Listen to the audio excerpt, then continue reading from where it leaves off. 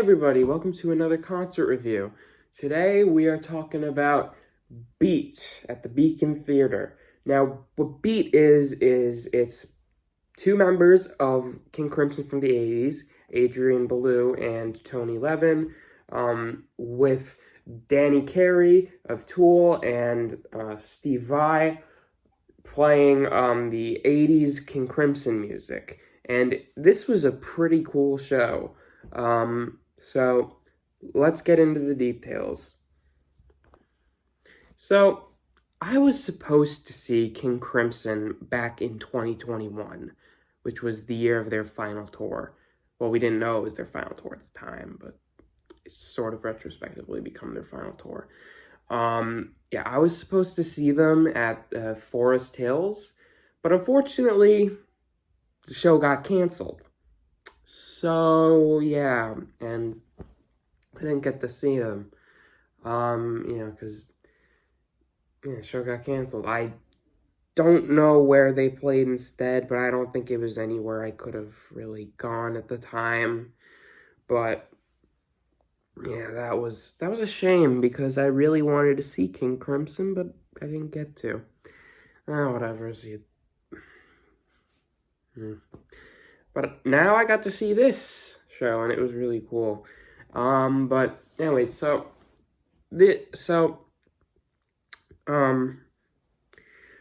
this show, what they do is they play material from the three 80s King Crimson albums, Discipline, Beat, and Three of a Perfect Pair. Out of the three, I'd say Discipline is probably the best, for me, easily. It's definitely, it just feels the most engaging out of the three. But anyways, so the show is at the Beacon Theater, which is a venue in the city. Never been there before. It was quite nice. It felt almost like you were going to like an ancient Greek theater or something. It felt very much like that. It was very beautiful looking inside. Had all like these like paintings and like sculptures in it. Like really like makes you feel like you're in like a fancy place, Anyway, so let's get into the show. So before they start playing, they all come on stage under a spotlight. And they start with the song Neurotica from Beat. Probably the best song on Beat, in my opinion. Yeah, and it's pretty cool. I noticed that they changed the structure of the song a bit, which is something they did with a few other songs, like Frame by Frame. I think a few others they did that with. I can't recall 100%, but I know that at least a few songs they changed the structure somewhat. And yeah, Neurotica was one of them. And then after Neurotica, they did Neil, Jack, and Me, also from Beat, the opening track of Beat. Yeah, again, this was on the album. I thought it was a decent song on the album, but here it's even cooler because, well, and this is something they did with a lot of songs. They gave Steve Vai, they added in a guitar solo to it, like an extra guitar solo for Steve Vai, and man, it was really cool, and it really, like, kind of made the song a bit better than it originally was. Yeah, so it was pretty damn cool. And they also did this with a few other songs. So they did that with the Sheltering Sky as well, I'm pretty sure. Yeah, the solo he did during Sheltering Sky is so, like, cool as well. Like, that one was, like, in particular, that was, like, a highlight of the concert was the Sheltering Sky solo. That was just so good. It was so good. He also does one during like Elephant Talk, I'm pretty sure as well, like after, like maybe like a verse after Adrian's solo on that song. another thing that's interesting about Steve Vai is like a lot of times he's like not exact. He doesn't seem to be even playing the original Robert Fripp parts. He seems to be like playing them like his own way. Like again during Elephant Talk, he's doing a lot of like tapping on like the guitar neck, which I don't know if that's what Fripp does during the original song or not. But yeah, like Steve Vai really like was really good at this show. He was on fire that night. So continuing with the set, they did Heartbeat, also from Beat.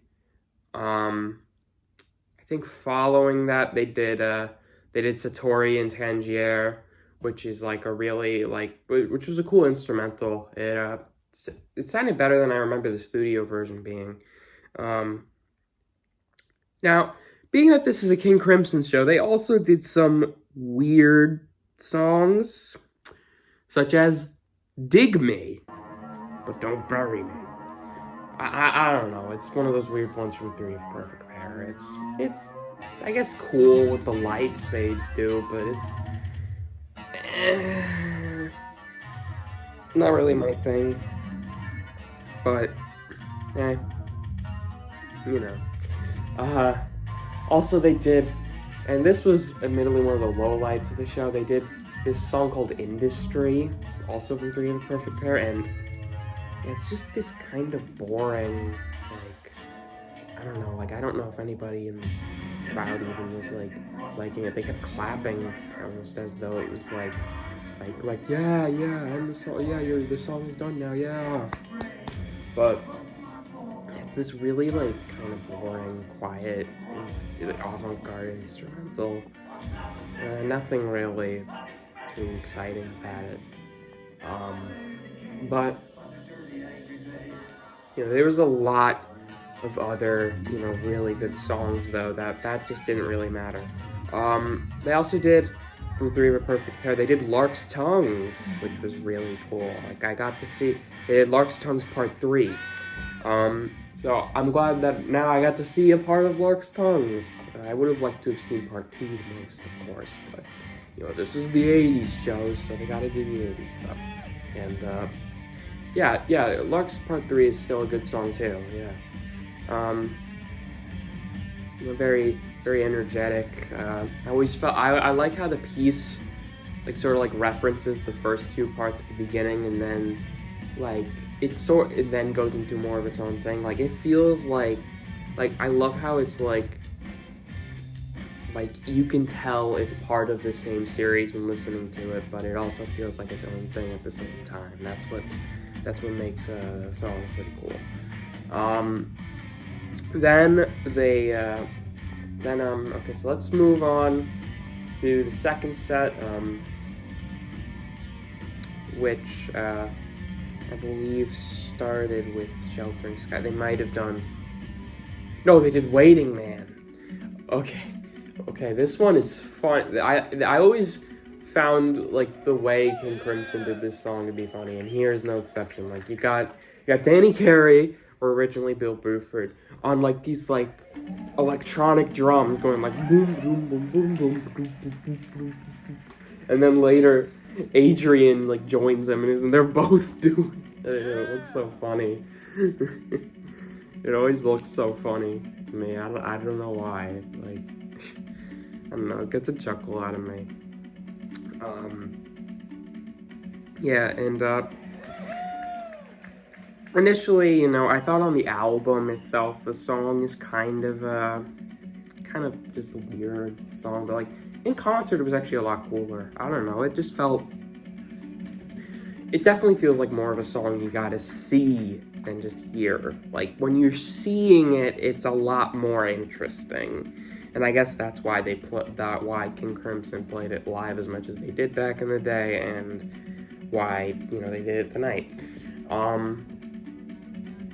Tonight and that night.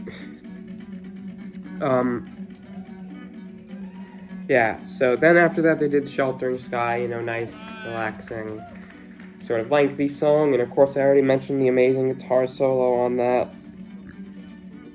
After Sheltering Sky, they did Sleepless, which is another track off of Three of a Perfect Pair. It's this cool sort of like dance song. It's pretty cool. It's sort of very funky. Not exactly what you'd expect from King Crimson, but it was pretty cool because I liked the beat of it. It was very, very danceable. All right, and then, as mentioned earlier, next I believe they did Elephant Talk, which opens with like the cool like Chapman Stick intro, and yeah, that was a really good one. They also did Mate Kudasai. Why did I say it with an accent there? Mate Kudasai. They did Mate Kudasai, which is another nice sort of relaxing song. This very bluesy. And the way he plays slide guitar on it is like very like very sort of interesting, because he like, rather than like holding his hand normally while playing it, Adrian sort of like puts his hand on top of it, like, and like sort of like waves it on there, rather than normally like just holding the guitar normally and just sliding it. But yeah, everything Adrian Belew does with guitars is interesting. Yeah, and then after that they did, I think after that they did Three of a Perfect Pair, from Three of a Perfect Pair. And that song was, that song's fine. Nothing really special about it. It's a decent little rocker. And I remember they actually did a thing where they tried to get the audience to sing along during that song by, like,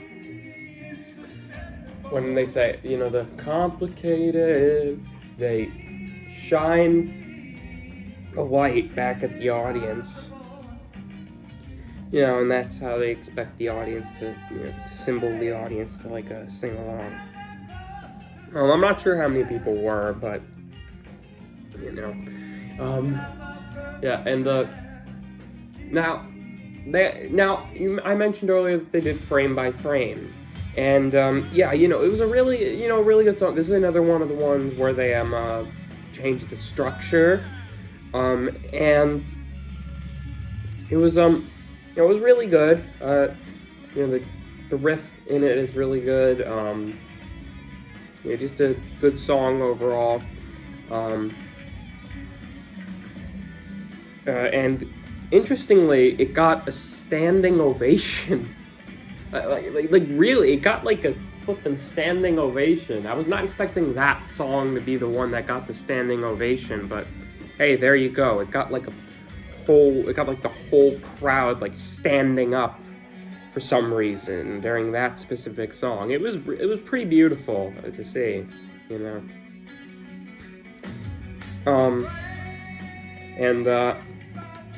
then I believe they ended off the second set with Indiscipline, probably one of the best songs of the 80s lineup. One of my favorites off Indiscipline. And they opened it up like with a drum solo from Danny Carey, and it's a pretty cool like little drum solo. Definitely shows off that he's a very good drummer. So yeah, that was a cool drum solo, and then they get into the actual song, which is a really cool sort of like jam piece intermixed with the spoken word bits. I repeat myself when under stress. I repeat myself when under stress. I repeat myself when under stress. Like the very weird spoken word bits, and yeah, the instrumental bits of this song always sort of reminded me of Starless a little bit, because like specifically the part of Starless where it's like the just the repeating and it's sort of like I don't know how to describe the rhythm, almost sort of like I don't know, sort of like the slower part, the slower sort of shuffle part, I guess you could say. I don't know how to describe it, but that's that's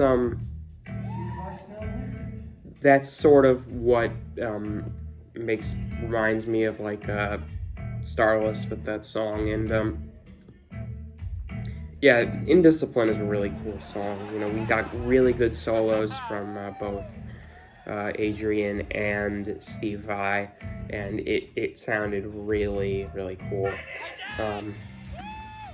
Yeah, all right, so now it's time for the encores. Okay, so they get off stage for a bit, and when they come back on,